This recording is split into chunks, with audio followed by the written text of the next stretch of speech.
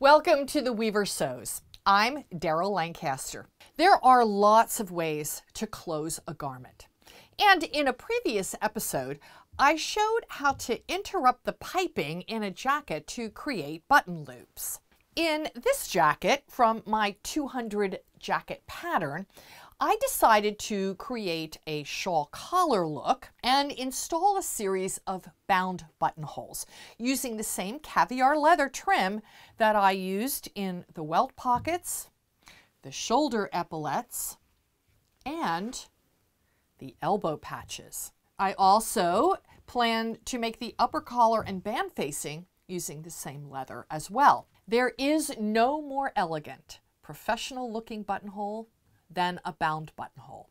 And there are many different ways to make one. And every person who makes garments with bound buttonholes has a method that they swear by.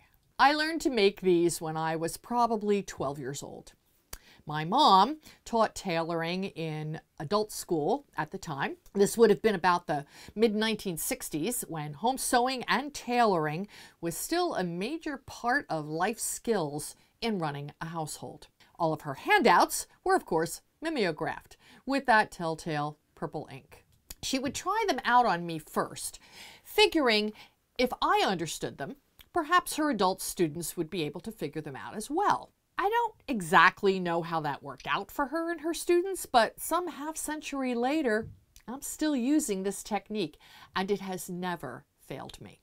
And I found that in teaching, this was the easiest way to get a room full of students of mixed levels to have complete success in accomplishing this beautiful, professional-looking buttonhole. The method that I use has a lot of steps.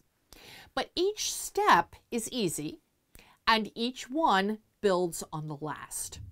Accuracy is assured when each step is followed carefully and accurately. This method is defined by creating a strip, which then becomes the buttonhole lips. I'd like to show you some examples of these buttonholes in use, and you can see that in most cases, the buttonhole lips are from a different fabric. And the width of the buttonhole lips is somewhat a design choice. The first group of garments shows a traditional bound buttonhole set in the front section of a jacket.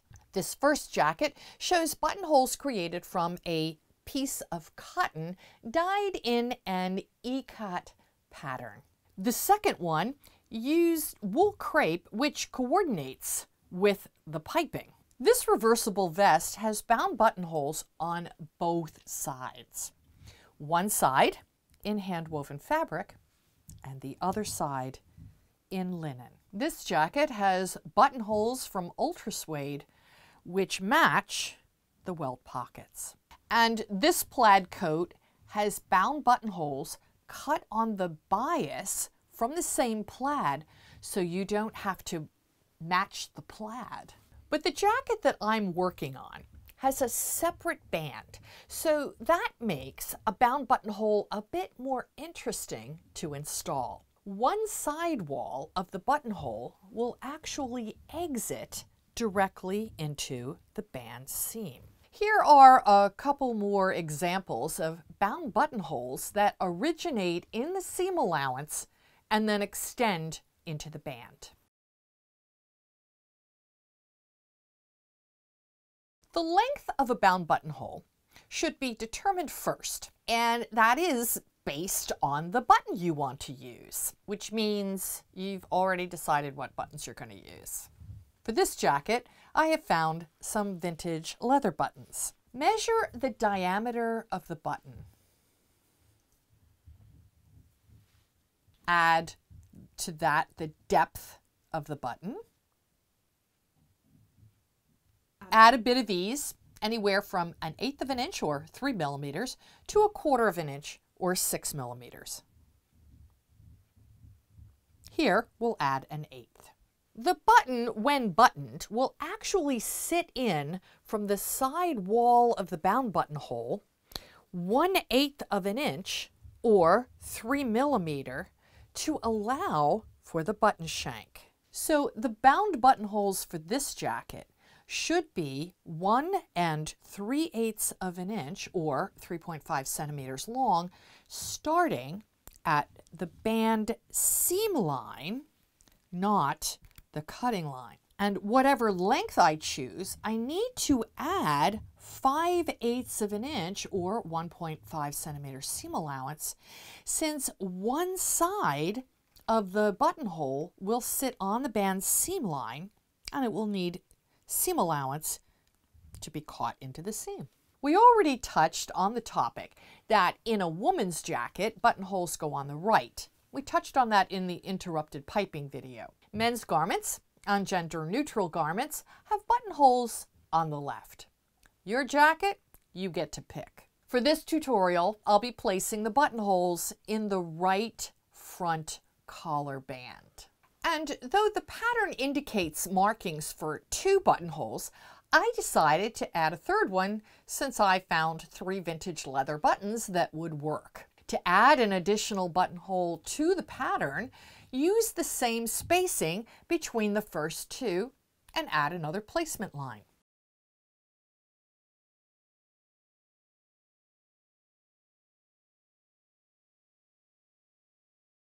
The first step is to make sure that the collar band is interfaced, which you would do anyway to support the collar band, so complete that step before moving on to the buttonholes.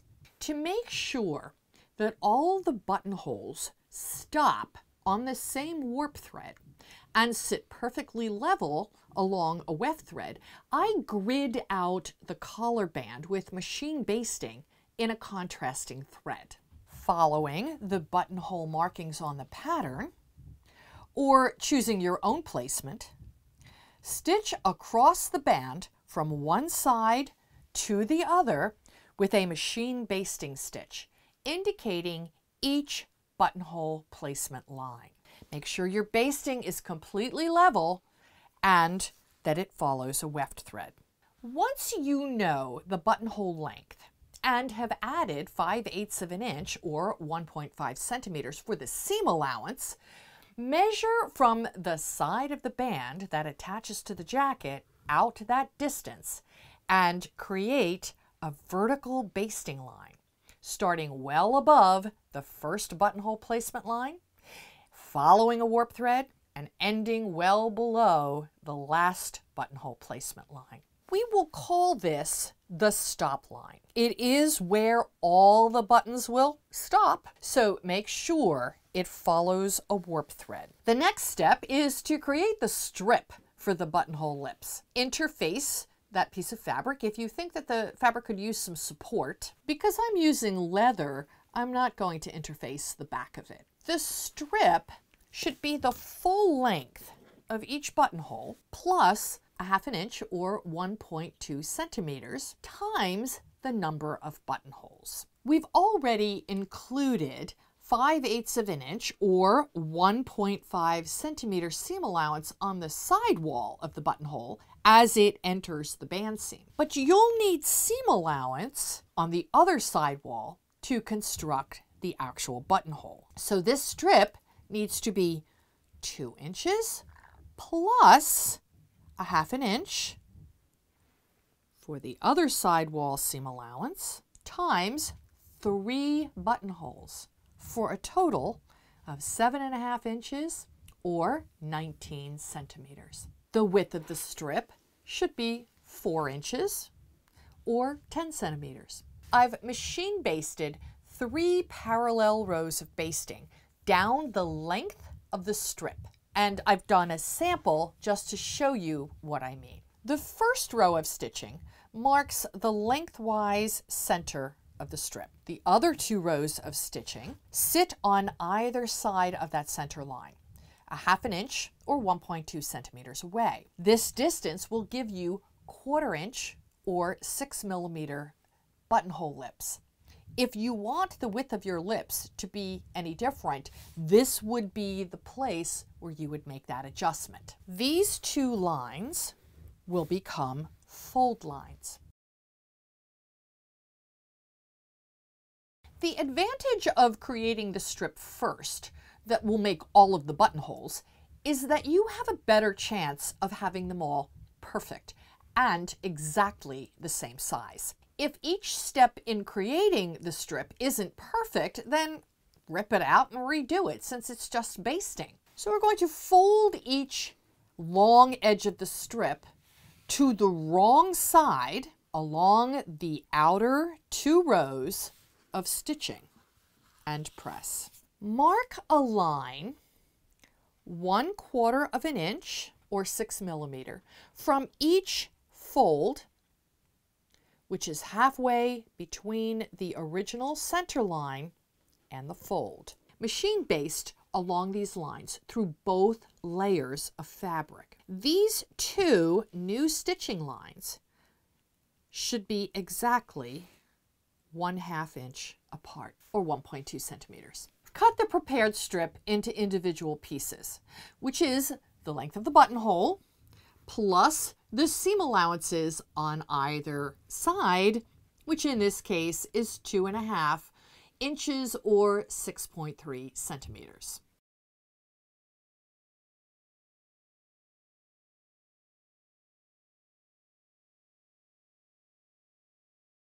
Complete each step for all of the buttonholes before moving on. You'll have more consistent buttonholes because you get to practice 3 times before moving ahead. Center each prepared strip face down over the basted placement line with one short end, even with the cutting line of the band where it attaches to the jacket. The strip should extend 1/2 inch or 1.2 centimeters past the basted vertical stop line. I pin into each end to anchor it to the placement line so that the pins stay out of my way while I'm stitching the strip down permanently.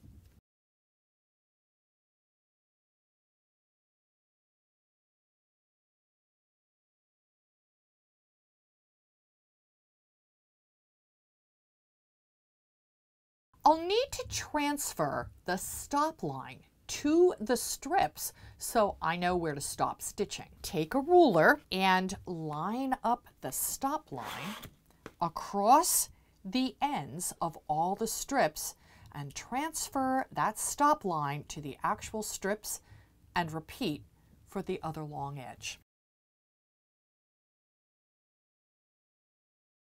Using small stitches, we're going to stitch the strip down permanently through all layers using that last 1/4 of an inch or 6 millimeter basting line as a guide. Start at the left edge and end at the stop line marking. Do not backstitch. Leave 3 inch or 7.6 centimeter tails and then repeat for the other long edge.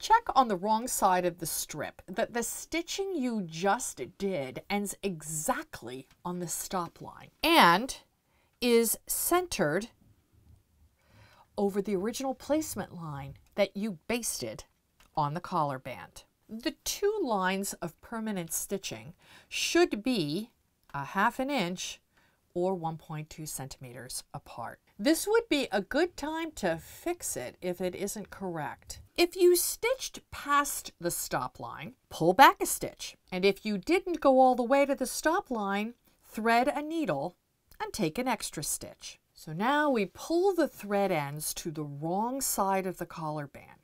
And that's the side with the interfacing. I need a pin. Do we have a pin?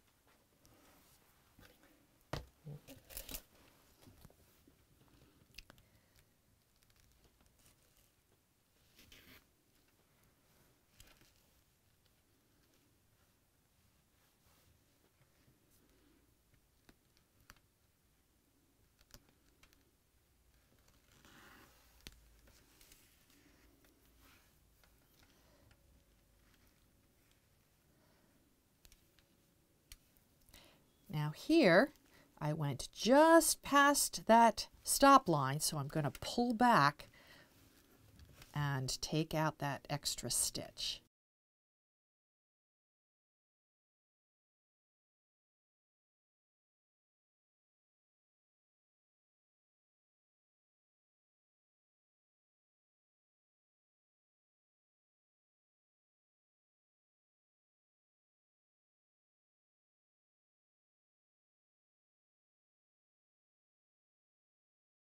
Knot the pairs of thread ends together securely, leaving enough tail that the knots won't work themselves out.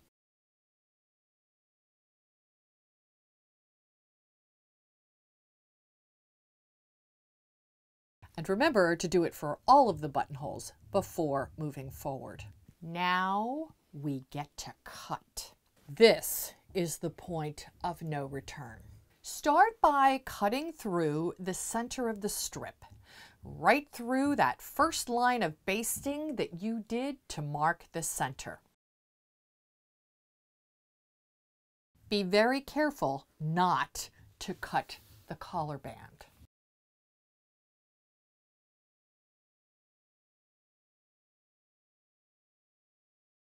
From the wrong side of the band, that's the interfaced side, cut the buttonhole opening, starting at the cut edge of the band jacket seam line, along the placement line, taking care not to cut the strip. Stop cutting 1/4 of an inch or 6 millimeters from the stop line. The goal here is to create seam allowance along the side wall.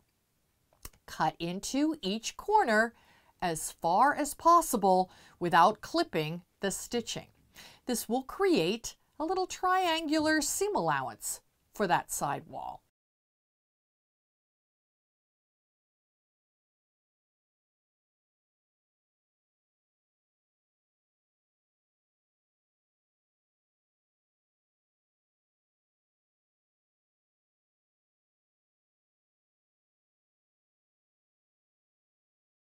Now comes the fun part.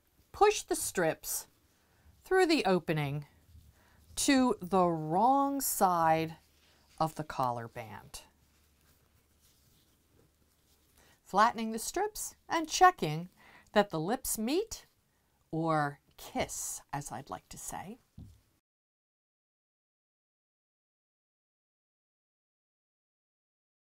Give this gorgeous buttonhole a good press. You're not done yet. You'll have to secure both side walls of the buttonhole, so we will work from the right side. Machine baste along the seam line of the side wall that will attach to the jacket. Make sure the lips touch or kiss and that the cut edges are even. And to make this a little bit easier, I'm going to pin this to a piece of tissue paper, which will then tear away so there's no shifting.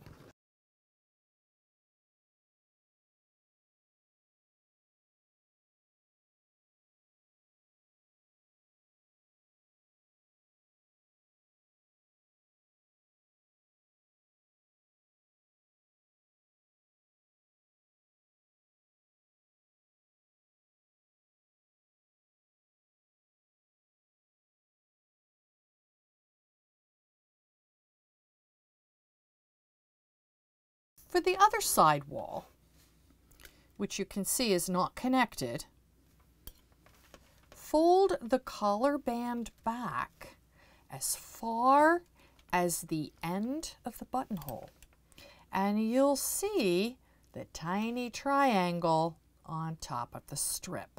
Again, make sure the lips kiss and that the strip edges are even. I'm going to stitch back and forth really well across the base of that triangle at the stop line to secure.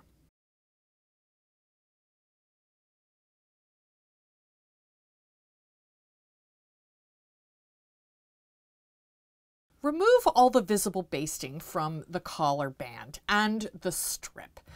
except of course along the seam line, which holds the lips together when attaching it to the jacket. So you'll remove this basting, all of this stitching, okay, and even back in here if you can see. On the wrong side, if your seam allowances of your strip are a little big, you can trim those down, but not too much. One more thing. We will be stitching the collar band to the jacket, pinning what we know, and that means matching all the dots and making the rest fit. And we will attach the collar band the same way we did the neckband of the jacket, which I have covered in a previous video. But we will be pressing the seam open instead of towards the band to hide underneath of it. The problem is that the seam allowance in the area where we put the bound buttonholes will be pressed back on itself. Those seam allowances will be right in the middle of the buttonhole, so that won't work. So before we attach the collar band to the jacket, clip the seam allowance above and below the group of buttonholes and finish off that area with a Hong Kong seam finish. And I've covered that in a previous video as well. The reason for this step will become more apparent when I've actually stitched the collar on, because once I've stitched it onto the band and the seam allowance gets pressed open, so in other words, the seam allowance will get pressed here, we can't do that with the buttonhole areas. So these will protrude into the jacket body.